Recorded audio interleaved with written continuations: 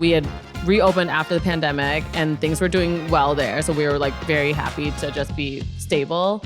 And then of course, our realtor was like, hey, I remember you initially wanted to open up a restaurant. What do you think of this spot? And she's like, should we do this? We have to do this. And I was like, okay, Yeah, let's do it. We're like, good to go. We signed the lease. And then I find out I'm pregnant like 2 days later. Hey everyone, welcome back to another episode of the Screw It, Let's Do This podcast, a podcast where we interview entrepreneurs about their story.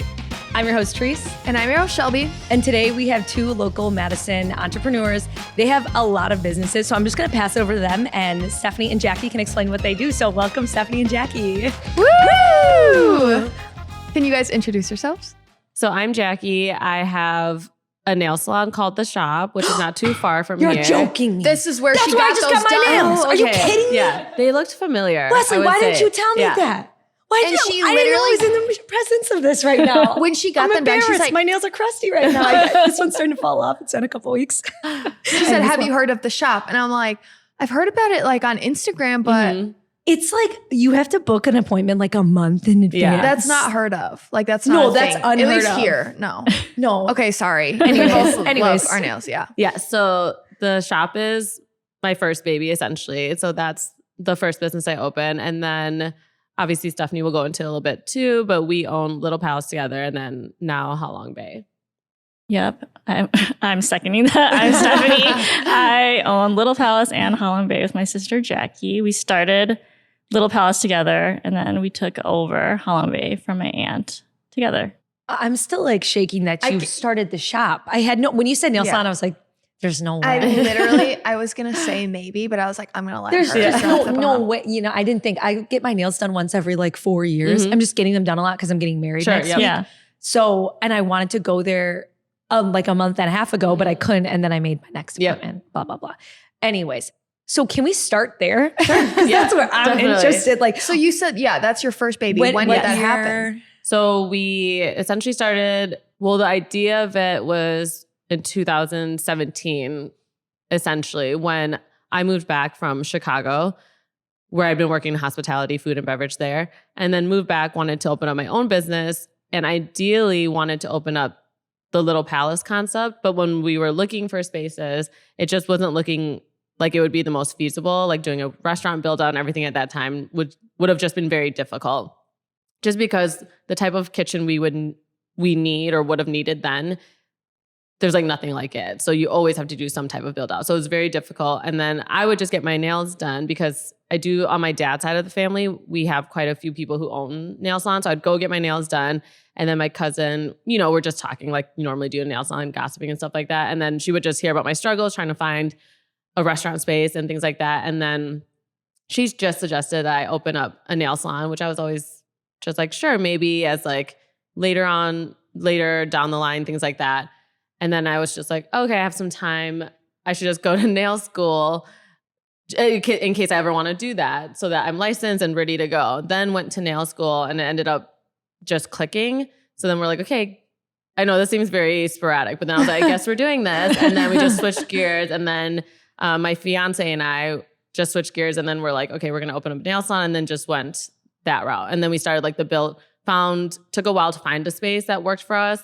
And then I'm very much like a universe, manifesting things, putting things out into the universe. So I would always keep saying that I wanted to open up my first business before I turned 30, just to have like a goal, and again, putting it out in the universe. And then we ended up finding a great space. Our landlord's amazing, found it in 2018. And then the build out was not super strenuous, but when it's your first time doing something, obviously you don't have experience. You're going through all these things that you just have to learn as you're doing it, and you don't really have a ton of guidance. And then we opened up in 2019, 2 days before my 30th birthday, actually. Oh my gosh. Cool. And Wow. then, yeah.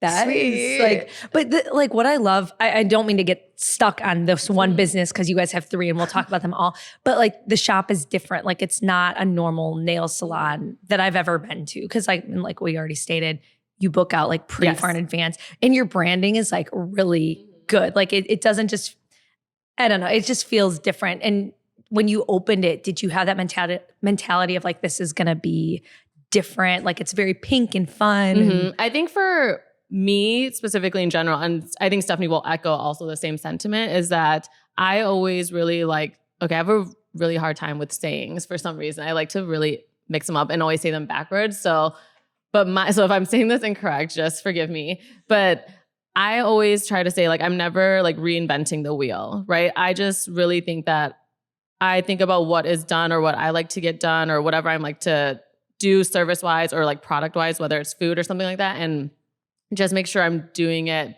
and giving someone like a really great experience as best as possible. So even though people have been doing nails forever, like we have cousins who have nail salons and things like that, and I would get my nails done. And I've always been, when I find my person, I'm always really happy with them.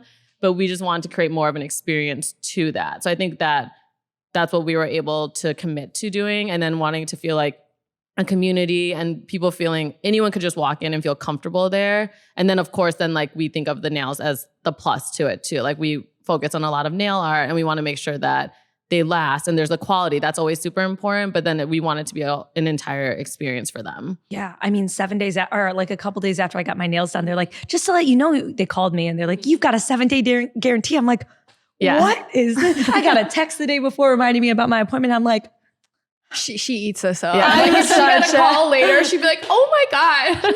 I got posted on Instagram. Yep. I felt good. What's your I was handle? gonna say your nails looked familiar because I was like, oh yeah, because I do always look at people's nails. So you don't want to look at ours right now because we have not been keeping There's up. nothing. I haven't. Yeah. either. You've been busy. I need to go today. Yeah. Oh my gosh. Well, you guys have been busy. I mean, do you do nails at this point with everything else you have going on? I go in like maybe a couple times a month to do like a couple clients or a few clients. Okay. I would like to So get they're back. elite. Yeah, I would They're like to the get elite back ones. to where I could do like a day or two a week. Yeah. But yeah, that's been more difficult. Sometimes I go through phases too.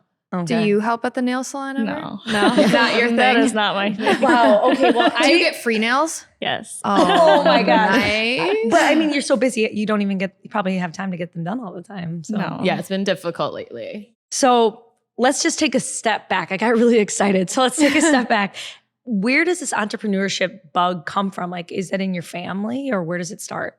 Yeah, I would definitely say it's in our family. I feel like I always just think of our family here in America, but then my dad just brought up in conversation the other day about my grandma, her first job like in Vietnam, she opened up like a stall like in a marketplace, and then my grandma on my mom's side also did that. So I guess the entrepreneurship even goes farther back than we've been like recently thinking about it, but we have a lot of restaurant owners that have been in our family. And as Jacque was saying, there's a lot of nail salon owners on my dad's side. So I would say entrepreneurship is pretty strong. I don't know if we've ever like consciously thought of it, but thinking of it now, there's definitely a lot of entrepreneurs in our family. When you were growing up, did you like see that and think like, yeah, that's what I'm going to do? Like I'm going to own a business or work for my family's business in some way? Or did you have dreams of like doing something totally different? I don't know, maybe like a little bit of both. Like, so my mom had a restaurant, my aunt had a restaurant when we were like kids and like younger.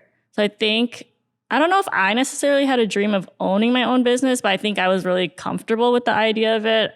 We went to UW-Madison, and I think like at the time while I was in school, I was thinking maybe I'd just get a job or something after graduating, but then I kind of ended up never like leaving the family business either. Yeah, I think for me, probably from a young age, I did fantasize about having like my own business, like being immersed in it, because I can remember when I was younger, we have so many cousins that we're very close with, and thinking that it would be great if we could all like, I also thought we all were going to live right next to each other next door. So, like I'm a child, but like also thinking that we would all have different businesses that would like complement each other.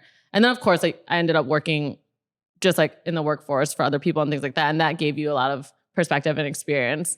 So sometimes it wasn't always at the forefront, but I think for me, it's definitely something I always thought about. And you guys are from Madison, right? Mm-hmm. Mm-hmm, Yeah. correct. So with like watching all your family businesses, do you feel like when you saw that, you were like, oh, this is so cool. Like what about it was appealing to you? I know you said like, you always kind of want to do that. What was appealing about it? Because I know like sometimes I've heard people say like, oh, I saw my family in business and like, I didn't never want, wanted yeah, to. I didn't want to be. Some people, it's like one way or the other. Yeah. So I'd be curious, like, what did you see that you're like, oh, this is awesome? I think for me specifically, I love being close to my family, like immediate family, of course. And then, but like, again, like all of our cousins. And I thought of like having a family business as a way to also just continue being close with your family. So I think for me specific, that was a big thing. When you have your own business and then we're all working really hard and you see your parents or you see your like aunts and uncles working really hard, but then they get to spend so much time together. I know for some people that sounds horrible, but for me, I was like, that's like the dream. I was like, that's amazing. Like, what's better than working with the people you love?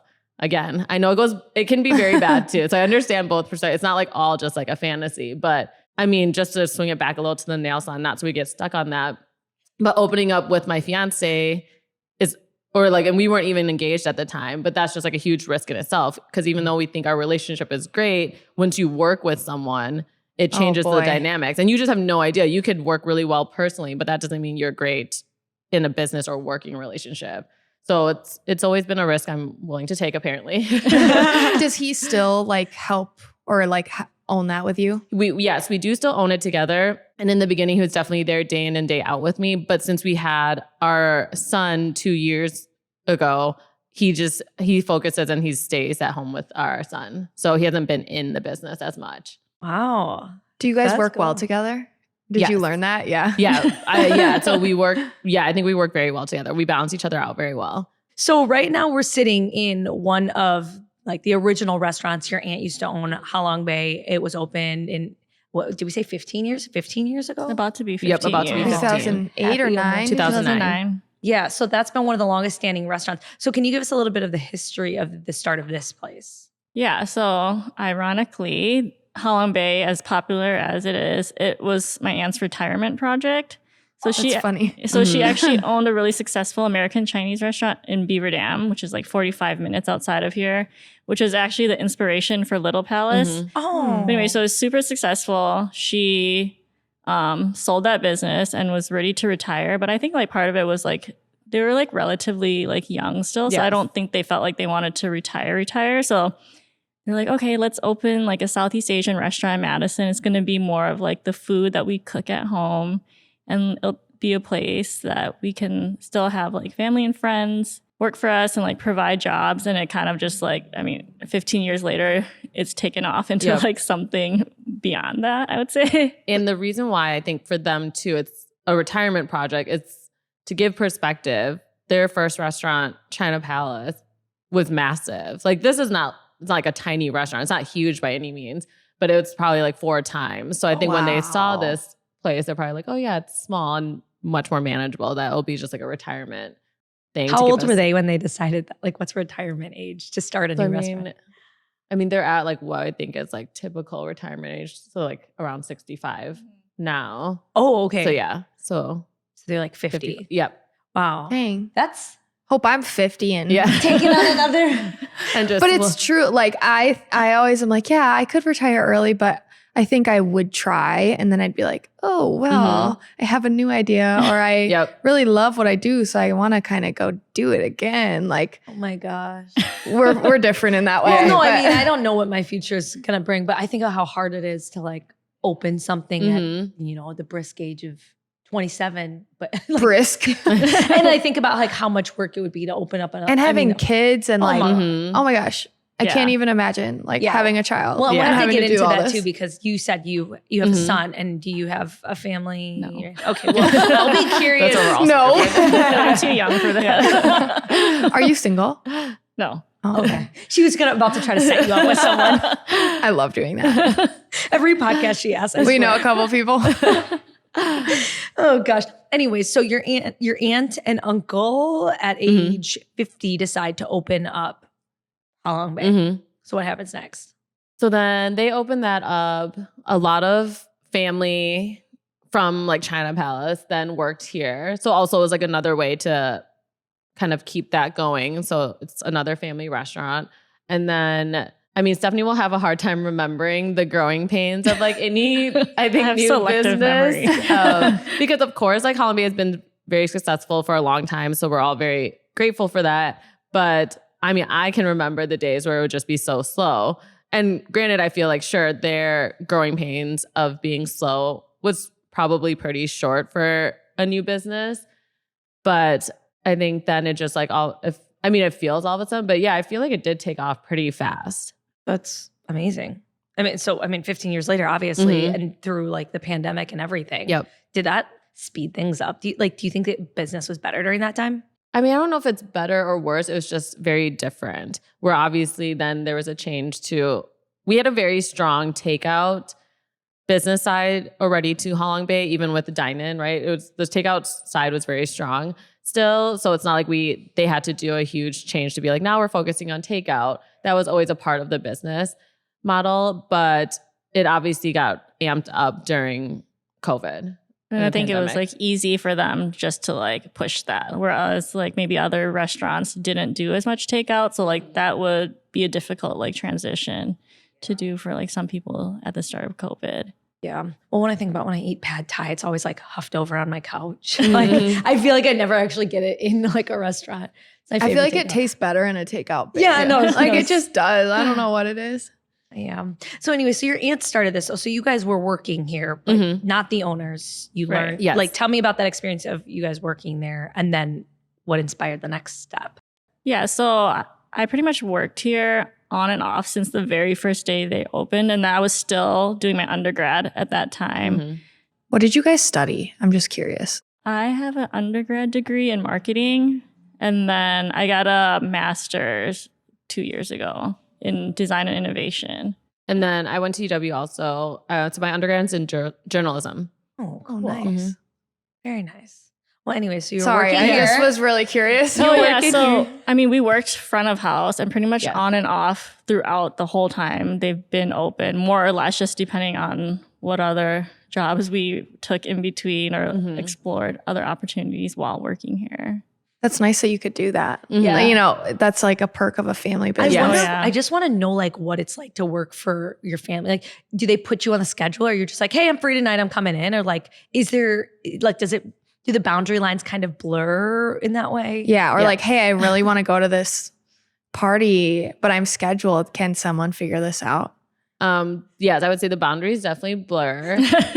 That's the thing. And then everyone is different in the sense of, I always loved working from like a really young age. So for me, yes, we always have a schedule, right? So you're scheduled. But I think like for me, example, even though I was in undergrad and, you know, still did normal college things, like went out and things like that, I typically always had 2 jobs. So clearly that has not stopped. So I typically had 2 jobs. But yeah, it's like for me, the boundaries would blur. Like let's say if someone called off, then I would usually be the one to like fill in, where it's like, then for me specifically, at least, I had this like, it feels like a familial responsibility, I guess, even though it's not like they would say that necessarily, but then for me, I feel even more obligated to fulfill certain things. And I would make sure to come in, even if I was like potentially burnt out or had other obligations. Do you feel the same? I, on the other hand, I'm a little different. I set up like more like hard boundaries about what I could or couldn't do. Oh. Yeah. I love that. You were watching her the whole time, kind of like laughing almost. I am the one picking up the shifts. Wait, okay, sorry, I forgot. Who's older again by a year? I'm older. Okay. Yeah. Okay. I love that you guys are different like that. And have you guys ever, so we just had Two Sisters Coffee, which their episode is dropping tomorrow, right? Yeah, tomorrow. So it's 2 sisters that own like a coffee truck. And it was funny hearing like, we only interviewed one sister, but her stories of like how they like butted heads and stuff. Oh, sure, yeah. Do you guys like have that happen where you're like I don't have a sister, so I can't relate. I have a brother, but like, I mean, you have a sister. I have a sister. Oh yeah, I almost. Would you work with her? She's helped me a couple of times. Okay, yeah. Yeah, but she also has a business. Yeah. Yeah, she has a business too. We help each other out, but it's like very brief, like one day at a time. And it's like meticulous tasks. There's not a lot of like working together. Yes. Have you guys had like really big moments where you've butted heads? I would say like in the beginning, we definitely have moments. And then like when your sisters or siblings, whatever it is, like for us especially, we're very, very close and we've always been best friends. So that obviously blurs the line even more, I feel like. But I think now at a certain point, like it's also like growing pains, right? Because we had been very used to working with each other for a long time. We had worked with each other, let's say at Halong Bay for many years and things like that. So it does seem like the natural progressions to like, if we want to be entrepreneurs and open up our own business, is to do something together. But owning something is much different than just working together for someone else. So in the beginning, I think that was a little difficult, but then I think we're very much in sync now and we know how to balance each other out and then who has what strength and weaknesses and things like that. And then also just giving perspective to each other too, I think is beneficial for us. Yeah, I would definitely say that we work well together because we are complementary in like our personalities and like our skills. So I think that is super helpful. And I think that, yeah, just after getting acclimated to owning a business together, we're able to work with each other better for sure. Okay. Well, I want to paint like the story for the people listening Sure. and watching on YouTube, which is the best place to listen and watch. But so now you've got your nail salon. You guys are both working for, oh, sorry, you didn't have your nail salon at this point. You guys are both working here for your aunt and uncle. And then you decide to open up your nail salon. And then when did the conversation start to open up a third business for you in your first business together? Okay, so just to give some history again. So like Little Palace was supposed to be essentially like the first business. And then we had to switch gears, open up the nail salon. So then for me specifically, I know that this is my problem also. So we're on a wild ride here. Right? Yes, but it's kind of like that thing we were talking about, like the retirement thing. It's like I feel like I can never really switch off my brain. So even if things aren't fully off the ground, then every time there's even like an inclination of like, maybe if I'm driving by and I see like this space that's for rent or for sale or something, then I'm just like, oh, this is what could possibly be there. Even if it's so far-fetched, like I can't turn that side of my brain off.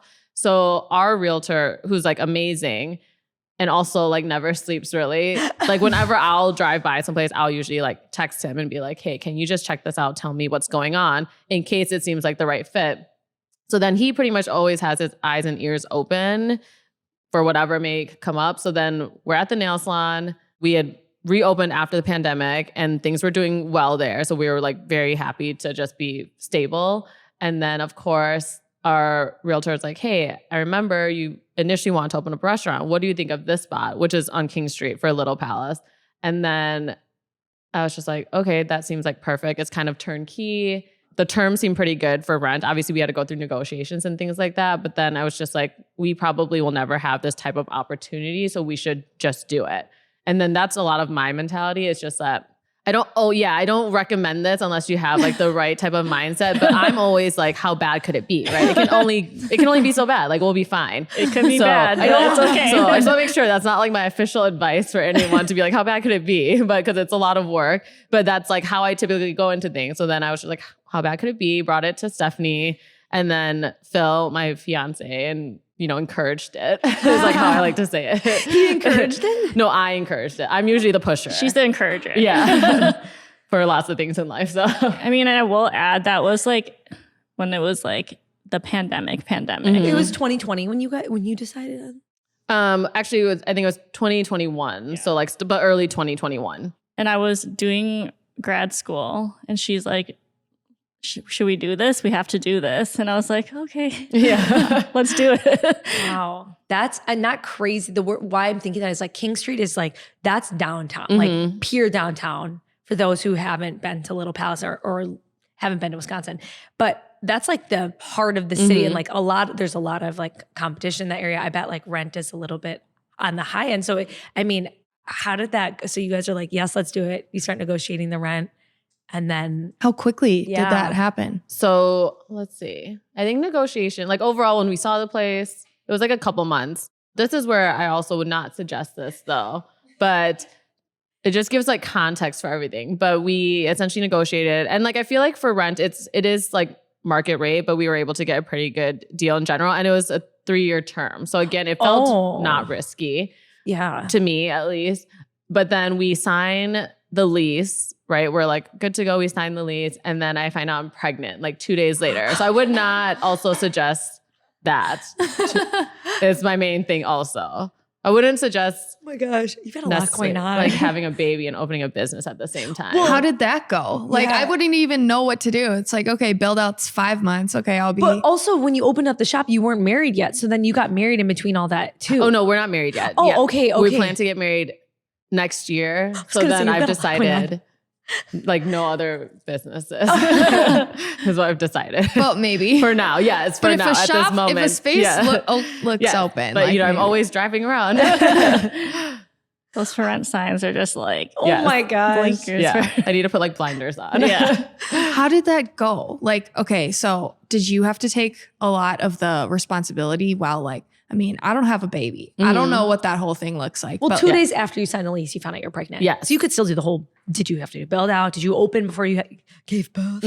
Yeah. So we didn't have to do a full build out. So that was also Okay. part of like what was less risky about it. Like, yes, we had to do essentially, I would like to say is we would just consider it modifications. Like We just- cosmetic stuff. Cosmetic or like changing the kitchen very little. But overall, it's had the bones that we needed to do what we had to do. But I pretty much worked, at the salon, then would work at the salon at the restaurant, doing what we need to do. And then we had a few pop-ups in December. So I'm also like about to pop at this point. So we pretty much opened though, like officially for business beginning of January 6th. And then I have my son a few weeks later. And then 24th or a couple weeks later. Again, I would not recommend, but I don't know. For me, it felt very normal for the most part. what did you think? I mean, I will say like we had good support staff, Yes. like opening up the restaurant. So she was able to comfortably, I would say, like step away for a little bit, although it was very short. Oh, when I stepped away, yes. I pretty much worked up until I worked while I was in labor, What? like the whole day. You're kidding. No. What does that mean? like, grind did your don't water stop. break and you were like, oh, let's just hang? So also fun fact, lots of people's waters actually don't break, which they Oh. like tell you. I didn't know, Yeah, right? yeah. It's definitely, I know if you always say it's not like the movies, it's not like the movies. Just to put that out there. But during my pregnancy, I would say I overall had a pretty easy pregnancy in the sense of like, I was able to work every day. I felt pretty comfortable except for that. Like I didn't feel like I really changed much. Well, like except for physically, right? But mentally I felt pretty good.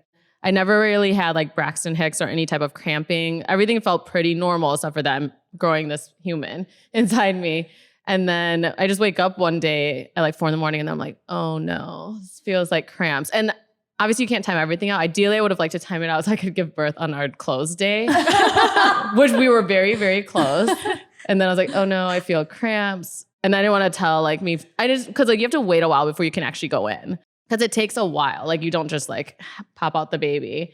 So then I'm going to work with my fiance. We're in the car. He knows now at this point. And then I text Stephanie because she's in a different car. We're like in front of each other though. And I just text her as she's going to the garage. And I'm just like, hey, just FYI, I'm pretty sure I'm in labor. So if I have to leave, that's why, But then like it takes a long time. And then I call the doctor. I'm like measuring the contractions. So they're like 10 minutes apart. So they're not that close. So then they're like, okay, you just want to, they're like, what are you doing? And I was like, oh, I'm at work. They're like, okay. And then What were you doing that day? Taking I was orders? going to say, were you just Or, like going in the back yeah, and so I'm being like like, give me front. So I'm like 5? taking orders, like doing a lot of takeout. So you're and just stuff. like, I'm one like second. walking back and forth. Like, Yeah. every time. And so I didn't tell anyone. And then because we're in the beginning stages, and yes, we had pretty good support staff, we're still like, somewhat short staffed, figuring everything out. So then we had to do a lot of prep work too. So then I ended up doing kitchen prep. We were done at like 1 a.m. And then I go home. I'm like, I have to shower. This is gross. Because I feel like now I have to go in. Because like contractions are like 5 minutes apart. And then I also sleep really easily. So I'm just like sleeping in between the contractions when I'm done with. Oh my gosh. When I'm done with my shower. And then at like 3:30, we're like, we have to go. Because I don't want to have the baby at home. Personally. I wasn't prepared for that part of it. That's iconic. Yeah. Are you like very type B? Like you seem very relaxed. I think I'm like both because I'm very like, I like to be in control. I like to have these things. But then once I know I can't do anything about it, then what can I do? Right. Yeah. And then there's like a blizzard. We tell my mom, but we didn't tell her. We just assumed once we told my mom that she would tell my sister, and then she didn't. So my sister thought I was running errands. And she's like, where are you? I was like, we're having the baby. I was like, oh, okay, I'll be at the restaurant by myself today. And then it takes a while still. So then I did like a little bit of payroll while I was there. Oh my gosh. Yeah. At the hospital? Yep. Yes. And then, we had the baby. Everything was good. And overall, like everything was fine. And then I came back to work 3 weeks later. Oh my word. Were you just like wearing him? Like, No, I wasn't. I was still breastfeeding, so I would pump a lot and things like that too. But then Phil would be at home with the baby. Yeah. That is so. I just had an employee that had a baby like 2 weeks ago, and she worked up until 5 days before. And she wanted to work until the day before, but she started getting a lot of cramping and not feeling well. So she like ended 5 days. Yeah. I'm like, you can stop anytime. Like, you don't have to do this. And she's like, no, I want to. Otherwise, I'll just sit at home. Yeah, and that's how Like, I felt. And I told her, you can wear the baby. I don't Yeah, 'cause care. I was like- just come in and wear the baby. Yeah, if because I you was want very to come much back. like, well, I would just be at home by myself. Yeah. So I might as well just like be here. And probably working at Yeah. home anyways. I love that. That is Yeah. so funny. Oh, you have some severe Have you ever grit. shared that story? Yeah, I usually do because people, well, it's funny too, because I'm not like on social media the most, but Stephanie always posts pictures and videos of like my son. And for a while, people were like, Whose because I baby also is that? I never did like a pregnancy announcement or anything like that. So Who just, is he? unless you actually saw me in person, a lot of people just didn't know I was pregnant either. So then all of a sudden this baby's around and then people were like, who's that baby? So I do share because I was like, oh yeah, I had a baby. Or then I would just meet people or not meet people. Like we didn't see our bookkeeper for a long time. And then because I didn't do a pregnancy announcement, I was pregnant the whole time. So it never felt like brand new news. And so she's like talking to me and I hadn't seen her obviously in months. And she goes, so what's new? And I was like, oh, not much, like, yeah, we have this new business. And then like stand up. And I was like, oh yeah, because she obviously saw my belly. I was like, I'm pregnant also. Also. Oh, Yeah. that is like, But again, Wow. yeah, would not recommend. It's very difficult. That's so cool. I love that. Yeah. yeah. That's like my dream. Oh my gosh, I see that. I definitely see So that. I feel like That's cool. you two Yeah. seem a little more similar, or maybe us two. I Yeah. feel like a little more similar. Yeah, I think so. Wow, Yeah, no, cool. seriously. So Okay, that yeah. happens. Yes. You take 3 weeks off and you're like, yep, I got to get back. Yep. Wait, now I have a question. Okay, so it to me, as like hearing this story, it sounds like you saw space and you're like, let's do this concept. Did you guys like do any meticulous planning ahead of time? Like, here's our business plan, here's our menu, here's our demographic. That's a good question. Yeah, like, or did you just decide after you had the space? So I think we did a little bit because we had already kind of put the plans in motion from when it was supposed to be the first business years ago at this okay. point. So a little bit, but then it was more so like, yeah, this is the right opportunity. Let's just do it. And then we did the more meticulous planning once we were like, this is happening. Yeah, we're like, okay, we'll fill in the blanks like as we need to as we go. Yeah. Where did the tiki drinks come from? I have to know.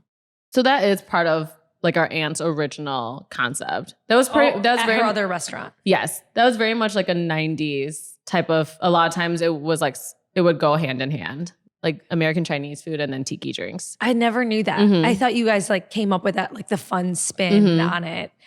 I think people should know if you're watching online. I'm looking at every camera. Yeah. If we didn't start this at 8 a.m., we would have requested Yeah. tiki drinks. Yes. But it did start at 8. And I did wake up at like 7:20. Yeah. So Oh my gosh. Yeah. I mean, I just can't imagine how much work it is to create a menu, but you felt like your aunt's old place was a big inspiration. Like you used a lot of that as like a reference Yes. point for your menu. what are the differences between Halong Bay and Little Palace in menu and like Besides the in branding, Yeah, like is yeah. different. I would say Little Palace is really classic American Chinese. So it's sesame chicken, lo mein, orange chicken, really things that a lot of people, if not almost everybody, like knows. And Halong Bay is Southeast Asian food, Lao, Thai, and Vietnamese. And I would say like Halong Bay is more, it started out more as like really kind of like that family restaurant feel. And Little Palace, I would say it's a take like on the classic, but we really wanted to make it like a fun environment. So like, I think we really consciously went into that thinking about the look and feel of the space. Yeah, you could tell. Like when I was there, I felt that there. And you guys were able to like build it yourselves. You know what I mean? Like put your own spin on it. Oh, yeah. This like you took over. Yeah. So it's like exactly. So when we're talking about your like restaurant experiences, it sounds like there's a lot of family like legacy and a lot of just like, it's in the family. When I think about like Shelby and my like restaurant experience, because I'm in bakery, I'm technically a restaurant, although I don't really feel like one. I know you're obsessed with baking. I'm obsessed with cooking and like presenting food and like bringing people together. But now with you guys, I look at you guys more, it feels like you just like entrepreneurship. Do you cook? Do you consider yourselves cooks or? Yeah, I mean, I'm definitely like an avid home cook. I love Food Network. I love all things food. I love like that whole idea of like bringing people together around food. And I think that's something we grew up with at home and in the business lives of our family. So that's something we really love and we're comfortable with, but we wouldn't consider ourselves like professional cooks or chefs or anything like that. But we are creatives and entrepreneurs, but right now we really love that our business is centered around food and bring people together with food. I think that's a big part of it. And I think that, so I'm not like Stephanie necessarily in the sense of like, I don't personally like to be like on the cooking side of it. I like Does Phil cook? Yes, he loves cooking. And I can do it, but it's more like I like being together for like a meal and everything like that. Like I would never be that person where I'm opposite of Stephanie. Like she would love putting together like the Thanksgiving meal. I'm not doing that. I had to do it once because I really wanted Thanksgiving. It's also when I was pregnant, but like also, but I would never be like, this is like the meal I want to present. So I'm the opposite. But I think for both of us, even though we don't consider ourselves like professional cooks or anything like that, we're more on the business side and things like that. It's really important for us to essentially immerse ourselves in it and to be able to learn every aspect so that we can do it. So even if like right now, currently I'm more of a front of house person, or both of us, our background comes from more front of house, we both feel very comfortable. I mean, she's in the kitchen right now for Halong Bay, but like both of us would feel comfortable in any position at the restaurant. So that's important to both of us. Yeah, and I would say like coming into Halong Bay, we're coming into like a system that's already like in place. But for Little Palace, I feel like we took a lot of our experience from here and working elsewhere to really consciously put an effort into really developing everything at Little Palace from the back to the front. We were super meticulous and detailed about how we wanted to create and present everything, I would say. I feel like it's got to be like a smooth ship over there because all the experience, I have so many hiccups in mine that I'm still trying to like iron out. Been open for like 8-9 months and I never worked like, I mean, I worked in the kitchen at a country club at the pool. Like I was throwing chicken breasts on the thing. I'm like, I don't know what to do. They just told me to cook it. I'm like, I don't know. So I'm not like, I don't have that kind of experience, but you guys like, I can only imagine you just crack the whip. I would love that. I would love to have you guys come in and be like, you're doing this wrong. You're doing this wrong. Yeah. Well, with how like entrepreneurial you both are, and like with processes and like, I know already, you said you're you're improving the processes here. So why like, I know you kind of answered on why the restaurant industry. Do you ever see yourself starting another business in a different industry? That's a bold question to ask probably with the fact you guys just took this over, but like. Yeah, for me, yes. It's like that thing. It's like they would just have to stop putting up like for rent or for sale signs. It's the only thing that would really stop me, I feel like. But yeah, my brain always goes to like anything and everything. Because I think for me and my experience specifically, I'm more so coming from, yes, I've come to terms. I do think I'm a creative. Because I used to very much be like, I'm not a creative person. I just like what I like. And then I'm just trying to create an experience for it. So I've come to terms that, okay, that is being creative. Yeah. So it feels like it never stops. I feel like when I go anywhere that involves any type of hospitality or service, I'm always thinking of like, I love how they do this, or I feel like this could be done more efficiently. And so that could be like almost in any industry, I feel like. For me, it's always a lot of the service aspect of it. And then also just making sure that we create systems and making it efficient so that it makes it easier for like employees and for customers to come in. I think at like the heart of a lot of what we do, down to very little things, like we're problem solvers. So we like to problem solve. Anytime we see something like come up, we like to come up with the solution for it. So I think that's just kind of how we operate from like a small to like big scale. So we kind of see everything as like, how do we make this better? How do we eliminate the problem potentially? I think that's so key. Like for every entrepreneur, like you have to. That's like things come up and it's like, yeah, someone asks you questions like, I don't know, I don't know the answer. Let's figure something out because you have to. Yeah. I'm also the same way. As long as there's signs up, I will look for something. Yeah. I feel like we are so similar. And I will not go home and cook. I will not go make a full spread. No, someone else. Yeah. But you love that. Therese loves putting together a meal. I'll be honest, this past year's been a lot. So I have been eating out 3 times a day, literally. I'm not even kidding. She's currently moving too right now, like in between. Yeah, moving getting apartments. married, just got sick. Like she's been through a lot lately. Yeah, well, my fiance Ken, and he proposed a week after I opened up the store. So ever since then, opening the store and then being engaged and a busy relatively month. relatively short engagement, only like 7 months, and then moving, blah blah blah. So yeah, anyways, but in real life, when I'm not overwhelmed, I do like to cook and like have kind of like coursed meals for like that's my fun. But I've just been eating like frozen freezer burned turkey from Thanksgiving. I'm not even kidding. I'm still eating my. It's so gross. It's so gross. But the stuff anyways, what you were saying about being a problem solver, I feel like any entrepreneur that's listening probably like it's hard to say exactly what our job is because we're just doing so many things or wearing so many hats. But like literally all day, I feel like that's all I'm doing is like solving problems. Like I have a charcuterie board business and like I don't make boards. I'm like problem solving for everything else in the store. It's kind of fun. Like I like it. Sometimes I'm like looking for a break though. I want someone else to solve my problems. But yeah, that's what we feel like completely. Too, but the feeling of solving a problem. Yeah, it feels really good when you does figure it out.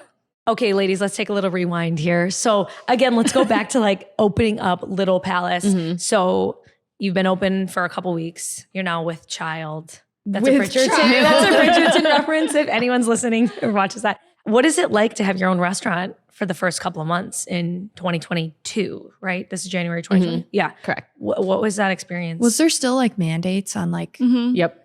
There's mask mandates still. Yeah. They're starting to like lift them a little bit. Yeah. Or Yeah, maybe we were starting to lift them. Like, how did you have a grand? Did you have a grand opening? How did you cultivate hype in a time? You know that time. Yeah, so we officially opened in January. We had a couple pop-ups on November and December. And I will say, I think we had some good traction because of Halong Bay and our family owning this. So I think people had a little bit of an idea of who we were. So those pop-ups were like pretty successful. Where were they? Like, how do you pop up as a? Oh, we just did them at Little Palace, but it was just before we were going to open for full service. Oh, so it was there. Yep. Did that make you nervous? Like the fact that people knew this business and then you're opening the next one? Like I would feel like, oh, like what if it's not what people think it's going to be? Did you ever think about that? Or were you like, nah, I don't need to? For me, no. I think for me, yes. Because I was like, again, how bad could it be? And like, I just was like, that's great traction. Okay. And then also with like the shop, we were able to promote it that way too. So for me, I just felt very like. You had a whole ecosystem there promoting Little Palace. I just felt like this is great. It just felt like, even though a lot of it was just like, yes, people from Halong Bay or like the shop, it felt very natural and just almost like friends just supporting you, which is a great way to start. But we didn't do like a huge grand opening. I'm like anti-huge grand openings just because starting up a business is so difficult. And not that I don't think it will be successful, but like I don't want to pre-celebrate just yet. We'll invite you like a couple weeks after like more of the hiccups have been like ironed out. Yeah. But I will say too, like something that I think I talk about this to like my friends and family now, like working in the restaurant business, no matter how long we worked in it, like with our family, when you work in it and you think you know a lot, maybe everything, when you go do your own thing, it's different. Yes. There's a lot of things that you don't even realize you have to think about as much as you try to pre-plan and think about everything. I feel like that's something we definitely encountered. Yeah. Like even like a good example too is a lot of times everyone who had been working at China Palace, that was open for like 20 years. So that was, everyone there was like well seasoned. They're like, know everything. And then they were just like talking about how when they opened up here, it just was like chaotic because it's just like a new place. It's still new systems. So no matter how much experience you have, just once you go to a new place, even if it's like under your control, it's a lot different. Owning our own business, again, is different than working together under someone else. And then, of course, like, even though we didn't do like a grand opening, we did have good traction with the shop in Halong Bay, but still, it's a new business. So people still don't know who you are and they're still getting familiar with you and what you're offering.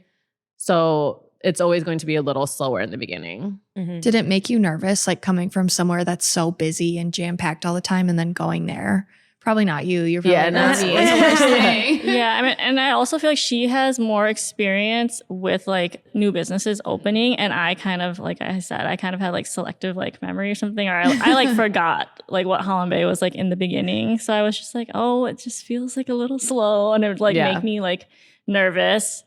But because we are complimentary, she provided the encouragement. So, I mean, that was like super helpful. Otherwise, yeah, like part of it is just like understanding that there's going to be like this natural period of time where people are going to have to learn who you are and come see what you're all about. But I mean, like that can be like discouraging.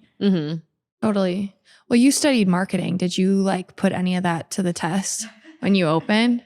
I mean, I feel like not like super like directly, because I mean, like, we had to like jumpstart everything and just like do everything. But I would just say like indirectly and just through experience in this restaurant at Holland Bay, just like applying all of that into what we did, I think was like super helpful. And also like just the things I had learned from my master's degree that I just received right before we opened this restaurant. I think like all of that kind of just helped build like a well-rounded approach to what we were doing. I think all of that was super helpful. Do you run the Instagrams? I don't run it completely, but I did do a lot of it. I love running my Instagram, so I always ask. That would always be her. That's not my wheelhouse at all. Yeah. That's funny. Do you guys have a TikTok? We started one, but we never really like. I'm not good at TikTok. Yeah. I do not have one personally either. No, yeah. It's fun. Yeah. You were showing me TikTok last night. Don't even. All the TikToks that make it to Instagram. Yes, that's what I see. Yeah, and I'm on I see Reels. those things. Yeah. But they have to be good to like get it from TikTok. Did any of us laugh? Oh. That's when I said humor it's a personality thing. There's this granny I watched. She's hilarious online. She talks about like her boyfriends. She's like 85 and she's like, have you seen her? No. Oh my gosh. She talks about what she wants at her funeral. It's just, she's funny. She's like, I don't want Bertha there. If Bertha's there, get her out. I don't know. She's just really funny. I think she is. But That's Therese's humor. yeah. So, no, I have a question I'm dying to ask. So a lot of times in the restaurant industry, and you guys, I think we all know this, like a lot of restaurants open and a lot of them don't make it past like into their 5th year.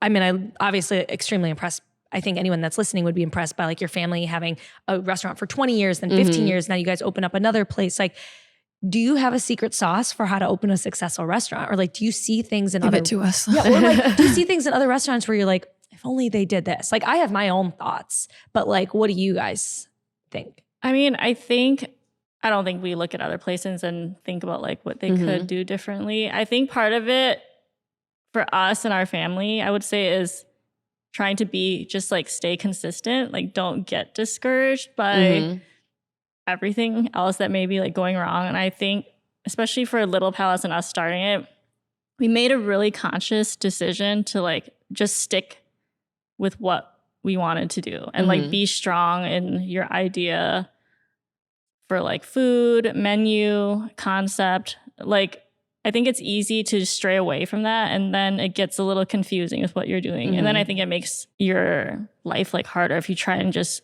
change directions all the time because things might not be going exactly how you want. Yeah, I mean, I like echo that. I think really just, yes, I agree where we're not like when we go to other places being like, oh, or seeing when other places like close being like, this is why it didn't work. I'm like a very much a universe person and like manifesting things. So I think it also like in turns helps you like believe in yourself. So I think what Stephanie's saying is like really just sticking through to your original concept. Obviously you have to make adjustments and things as you go, because I do think that's what makes a good like business person, is being able to be adaptable, but really believing in what you wanted to do. And you have to be patient. I think the hard thing is just really being patient and understanding that you can see it through, because a lot of it can be discouraging. Like, you're brand new, people aren't coming in, even if like the product is good, the service is good, like people are creatures of habits. So they could have all supported us at like the pop-up, let's say, or like during our first week, and they like love it and the feedback is great. And it's like true, honest feedback, which they do love, but they're used to what they want. So it takes time for you to become part of their like weekly or monthly or like whatever it is. And then you become part of their routine and things like that. And that just takes time.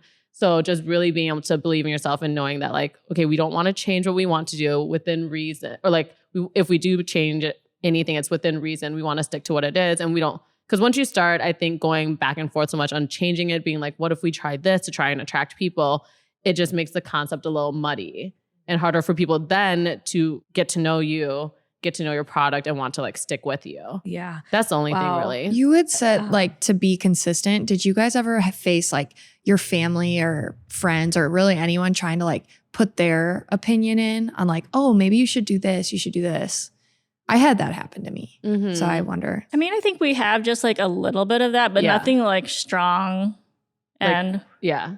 I think we just kind of like, okay. Thanks, We'll yeah. think about it. No, Yeah. Yeah. Yeah. I don't think anything super strong, Yeah. like opinions, but just obviously came from a place of like love and just wanting to be supportive and then helpful. Yeah. So even if we didn't agree, we're just like, Okay. yes, we appreciate it. And Yeah. like, we'll think about it, of course.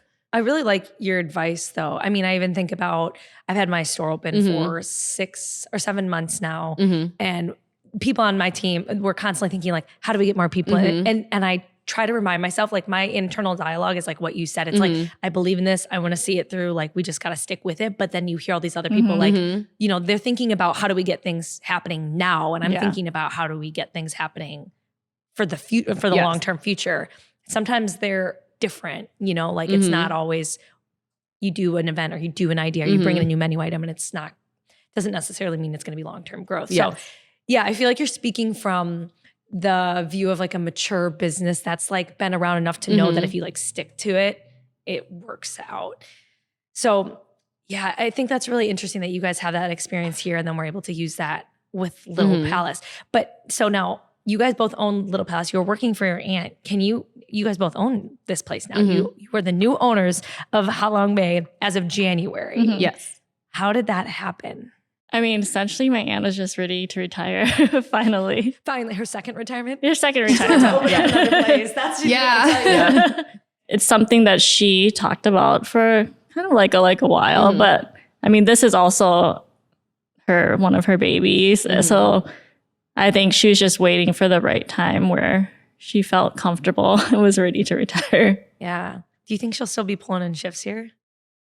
I mean, she was definitely very helpful, of course, like during the transition in the beginning. But I think, she'll actually be like moving away from Wisconsin. Oh, so it'll really? be pretty difficult for her to like pull in shifts. But I think she would be willing Where's she and moving? able whenever too. Somewhere warmer. Texas. Yeah, warm. Yeah. Nice. Yeah. Wow. Oh, that's cool. You said you guys do you have other siblings? No. Just you two? Just the two You of us. have other cousins. Was Yeah. there like a thought of like, who is she going to pick? Oh, yeah. I there's was that family ever a thing worked or was it here. always like you two? I don't think so necessarily. I mean, I think it became just natural in the sense of because at this point, you know, we had like a couple businesses or a business and whatnot. And then I think, to be honest, a lot of cousins went the other way where they're like, we don't want to do anything with it. So I think that wasn't like anything weird.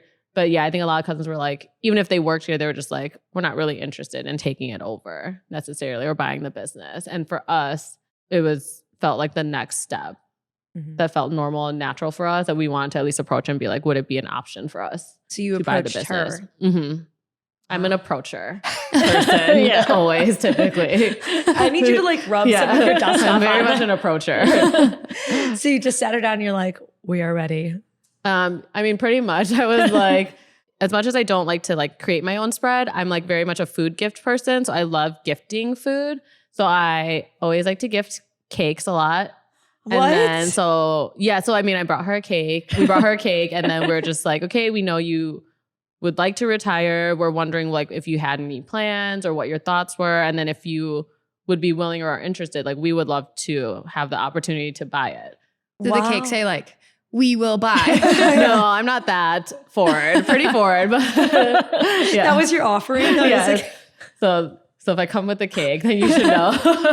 Something's going down. That Yes. is- oh my gosh, that's so funny. Gosh, I have like so many questions about like how that could even work. Like between family, I just can't imagine. And you guys if you don't have to answer, and if you do, we don't have to put it in the podcast. But so you bought the business from your aunt. Yes. So like, how does that even work? Your aunt just is like, yeah, this is what I think it's worth. And then you're like, okay, great. Like, well, Was she ready? Like, did she already have a number and was like, yep, Yes. I'm ready to go I kind of? mean, I mean, at least I think she had a number for us. yes. And I will say, like, is super generous. Yes. It's definitely a family discount. Oh, Which we appreciate. It's Yeah. super generous. And I think part of it too is that it was really important for her to keep it in the family. I think she's had offers for people that were interested outside of family. Wow, that's when you know you made it. I swear to you. But yeah, I think it was important for her to keep it within the family. Well, now she gets free Halong Bay for life. Right?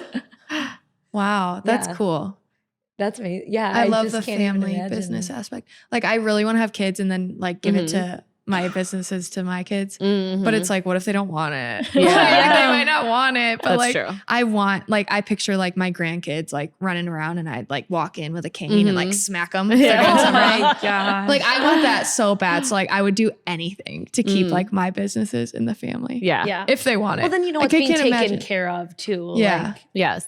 Like, do you guys see, like, you have one son? Do you see it being like, here you go, buddy? I mean, that's like my dream too, Yeah. personally. I don't know do you ever watch Bob's Burgers? no, but one of my girls so talks about I it every love day. Bob's Burgers. I haven't been keeping up, so sorry. But I love Bob's Burgers. But like the whole thing is like, well, I always like to say I want Bob's Burgers dreams, but like more successful because the whole premise is that they're not doing well. Yeah. They like live above, their kids work in the restaurant with them and they're like making a mess. But like that's like my dream. So if I could, this is again not lots of people's dreams. Like Yeah. Phil is not on board to be like living above the place we work at. Stephanie was like, that is not my dream either. But that's like, I would be like living the life. So, and having them like work in there. Like when we were little, we'd like wrap silverware. So I would like love to see that happening. And I thought it was like the best thing ever. And then we'd like just eat at the restaurant. So again, it's like one of those things you want to push too hard because then they're gonna be like, no, I don't want that at all. Yeah. So you just got to push a little and hope that that happens. But yes, that would be my dream to like be able to, if these are sustainable and they keep going, to be able to like pass it down. Watch, they're just like the opposite of that. wow, that's wild. I never had that perspective. I always thought that like working a family business was like, it wasn't out of joy. I thought maybe was out of duty for a lot of people, and maybe it is. But like, I'd love to see your joy and like your joy too. Yeah. Is working with your family businesses. I love it. So with these two businesses, how are you guys handling all of this? How do you do it?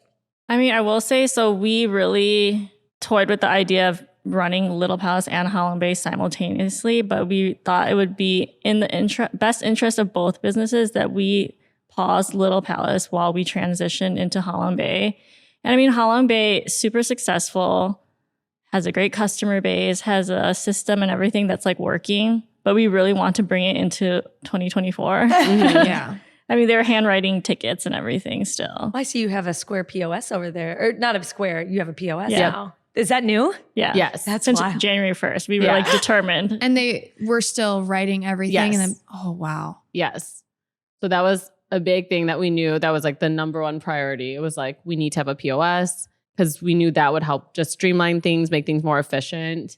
That was huge for us to make sure that got up and running in time. Yeah. And I think our big thing right now is trying to apply like a lot of what we learned and put into place at Little Palace into like Halong Bay, just kind of like streamlining and making everything more efficient, especially in the kitchen. So I feel like that's just like our main undertaking currently. And so Little Palace is paused, Yes. not closed down. Not per the closed. media, it's not closed down. It's not closed. Correct. Okay, Per cool. the media. Yeah. Let's set that straight, everyone. So Little Palace is just taking a break. Do you have an estimated time where the tikis are going to be rumbling again? No, we don't have an estimated time just because, again, we want to be realistic with ourselves. So we don't know at the moment, but we definitely plan to reopen. So it is just on pause. How's it going here, like updating it? So it's a couple, 2 months? Mhm. About 2 months in. How do you feel it's going? Are you like, this is a lot more than I thought? Or I think it's, no, I mean, I feel like, yes, it is a lot for sure. And I think we anticipated that. Of course, being in it is different. But I mean, I think with anything, like change can be difficult. Even though people are like on board and stuff, it's just really hard when people are used to doing things a certain way. So just like even the POS was like, even though I think everyone realized like, oh, this is great. Like we're not passing around like one ticket in the kitchen. It's still just like a lot for everyone to get used to. But otherwise, yeah, I I can't mean, it's even been imagine good, the but ticket thing. yeah. Because sometimes like my girls might, I tell them no, but like it might slip through the cracks. Someone will take an order on like a sheet and then put it in the back and like put it on the whiteboard or on my desk. Like, oh, Shelby will see it. Well, I might not come in for a few days or it'll get lost. And then that happened a couple weeks ago. A girl was like, yeah, I placed an order. It's my birthday today. I'm like, I don't have anything for you. And she's like, well, someone wrote it down and they said they put it in the back. I'm like, give me 20 minutes. Yep. And I made a cake in 20 minutes. Like that gives me stress. Like when people write it down, I'm like, I'm going to lose it. Or like get it wet or like get it in food. And it's like, I can't read it. What is it, you know? Oh. Yeah. I mean, when you come in here though, with kind of like that experience from Little Palace, is it easier for you to be like, whether it's easy for you to fix it or not, but to like see all the inefficiencies, it's just a matter of time to like fix it.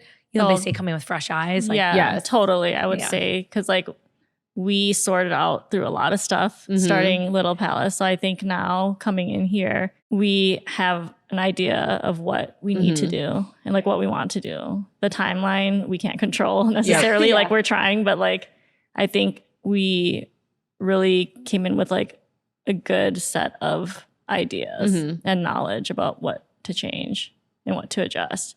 But I will add, we are not changing Holland Bay. Nothing. All the good things stay. Not like menu-wise or anything like that. We just want to change certain systems. Like, so it's more of a back-end thing. Like, it shouldn't be things that people, like customers would notice. Yeah. But that is like the benefit of opening your own business is like in the beginning, because it's slower and things like that, you have that. The benefit is that you have more time so that if a problem arises or when you notice things, you have more time to like sort it out, figure it out, figure out a good system that works for you. Whereas like coming into here, as much as we want to like change certain things that we think that will be beneficial for everyone, it is hard to do it just because it's, again, not a bad thing to have, but so busy. So like we're grateful for that, but it makes the changes a little slower. Well, that's easy for number 3 then, because you've done it once. You're fixing it here. And then 3, you should do something on the west side. Yeah. I love that. There's a place by me. I'll send you the link. Yeah, send her the info. She'll look at it. Yeah. Oh, that's great. So I'm curious if you guys have, I mean, you of course have, but what are some other setbacks that you've hit throughout these past couple of years with these businesses? I mean, I think we like touched on kind of like the COVID stuff, Jacque being pregnant and then like giving birth right away. So those are just like those setbacks. But at Holland Bay specifically, there was a car that crashed through the corner here. Wait, which corner? This Right corner. there. Yep. That was 2018. What? So like who won, the car or the building? Like what was damaged? So the building was like a little bit damaged, like in this corner here. But I think the main thing is that this building is a historical building. Oh. So there's a lot of things to go through with the city just in order to like Fix it. essentially. Even though I'm not like a contractor, but like it didn't seem like the damage was super bad. Jeez. But it took quite a bit of time. Were you guys open when the car crashed? Yes. Yes, and I was Stephanie was here. here. Oh my Yeah, God. when it Oh happened. my gosh. What did you do? Were you like out here? I was just like around the corner, Oh my the kitchen gosh. actually. And like the sound, like there's people, because there's a basement prep underneath. Like the people in the basement thought that something was exploding. And then for me, when I was around the corner, all the brick like flew in. Like I thought like the whole rack of like dishes fell. Like that's kind of like what it sounded like. But like that brick actually flew from there to like the entrance of like Oh my the gosh. kitchen. Was anyone like hurt? no. Oh, thank God. That's so awful. It happened on a slower day, Oh. but not like in the middle of the day? Yeah. Yeah. Yes. Did you have to close to fix it? Oh yeah. Yeah. Yeah. We closed for like was it It almost was 4 from May months? to What, September. 4 months? Wait. Yep. What? Yeah, because it's a historical building. And then I think the crash happened right after the meetings they usually have about historical buildings. And then we had to wait for like the next meeting. And So then like, how does that work? Like, does your insurance then like pay, you know, if you're closed, you can operate at all, not even for takeout? No. no. Oh my I mean, that's a huge, that must have been a What huge happened impact on your insurance-wise? business. Yeah. So, I mean, they were fortunate with their insurance. So it covered well. So it was able to cover like even employee wages up to a certain amount of time. Yeah. So what keeps you guys motivated during the setbacks and the car crashes into the building? So, I mean, for me, it's just, you know, Bob's Burgers dreams. But I think for me, it's just really just, I feel fortunate that I've always been a big believer in myself. So I just have always, I feel like I've known who I was from a very young age. So being confident in that sense, just knowing that I can, I mean, it sounds so cheesy, but like I can do whatever I put my mind to. And I know obviously there's always going to be setbacks, but knowing that there's like the end result and to be patient. So I think for me, I just know that these are the steps you have to take to getting to like your end result, and that there's always like a reason for it. I mean, yeah, I agree with that. Not so much the Bob's Burgers part of that all, but as we like talked about, just like seeing it all the way through. Mm-hmm. I think that's just like what's motivating. It's easy to possibly get like discouraged, but I think just wanting to see where we can go with what we're doing, that's the main motivating factor for me. And what does success look like for you two? Bob's Burgers. I should do that. I know. Doing It well. always comes. Well, yeah, but you know, I want them to do better. So it always comes back to that. So like for me, like it always centers around family a lot of times. So it's coming back to like being able to have this thing for my family, and then with my family, hoping that it will translate, that they will potentially work in it or want to take over at some point, or that we have like this hub that we like regroup in. I mean, I think for me, success looks like being able to explore like my creative endeavors in a form that I can share with other people, like in a really tangible way. I think that's what success looks like for me. Would you guys like ever open more, like Halong Bay 2 or like Little Palace 2? No, I don't think multiple. Yeah, I don't think multiple of the same. I think it would always probably be different. A new In some concept. form. Okay. Yeah. Like it might be reminiscent of it, but always probably, it wouldn't be like the same replica or anything. I think that's where like the creativity like factor comes in. It's like wanting to explore like a different idea and be able to present like something different. I think we really like enjoy that part of it. The Yeah. expression of that's really cool. Yeah, I like that. Well, Middleton needs it. Yeah. I think one of our last questions is like, what advice would you give to your younger self, like 20-year-old-ish, Yeah. starting? Younger could have been like 5 years any ago age. too. Yeah, but yeah, Sure. yeah. Obviously, this is natural. Like try not to be like too apprehensive of trying new things and really taking advantage of opportunities to explore like different facets of anything, really. I feel like all of that will help give you a well-rounded perspective of how to do things and what you want to do. Yeah, I mean, I would say the same. I think just trusting yourself and then following through. It's really important. So just if you start the process, you have to finish it in some form, and just making sure that you follow through and believe in what you want to do. what's your favorite part about entrepreneurship? I mean, for me, I've always liked working a lot.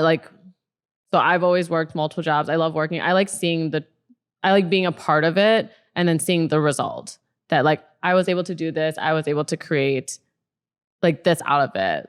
So it's like an example would be like, even though there's like hard days, let's say, like everyone's going to get burnt out in some sense, but like when I see like a good example is like if I see regulars come in and then you can tell that they feel a certain way by your interacting with them because you can remember like their order or whatnot. So for me, it's like very much being in it and then seeing a direct result feels great because it just feels like that's like what the hard work like pays off.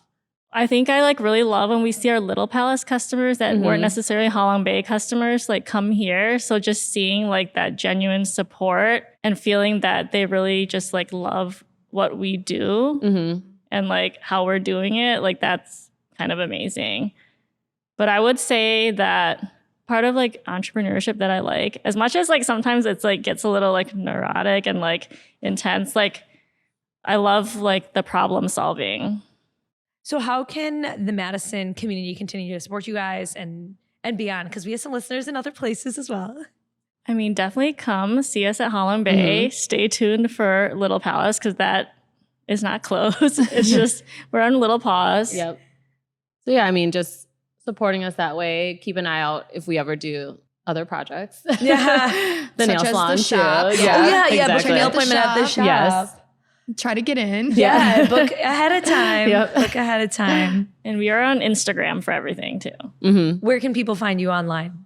Little Palace is at _Little Palace _ and then Halong Bay is at HLB Madison. HLB Madison. Mhm. Yep.